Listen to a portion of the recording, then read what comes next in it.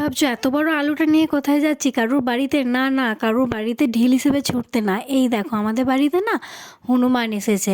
আমি একটা ছোট আলু প্রথমে দিয়েছিলাম, যেটা ও খুব তাড়াতাড়ি শেষ করে দিয়েছে, আর তারপরে আবার এইদিকে ঘুরে বসে আছে। আমার মনে হয় ওর এখনও খেয়ে পেট ভরেনি, তাই এই বড় পাড়া আলুটা নিয়ে এসেছি যাতে ওর খাওয়ার পর পেট ভরে যায়। আর এত দূরে আছে না, আমি বিস্কুট দিতে পারবো না। আমার এইটাকে দেখে খুব ভয় লাগছে, কারণ এই হনুমানটা অনেক বড়। আমি কদিন আগে আর একটা হনুমান এসেছিলো যেটা একদমই ছানা ছিল, সেটাকে বিস্কুট দিয়েছিলাম। মানে ওর হাতটা না আমি স্পর্শ করেছিলাম, ওদের হাতগুলো এত নরম, কি বলবো, কি দারুণ হাতগুলো। আমি তো প্রথমে ভাবতাম হয়তো হাতগুলো শক্ত হবে, যেহেতু ওরা গাছে ওঠে বা মানে অন্য জায়গায় যায়, কিন্তু সেটা না, এত নরম ওদের হাতগুলো। আর এদিকে আমি আর আমার বোন না বসে বসে দেখছিলাম এখানে যে ও কিভাবে খাচ্ছে।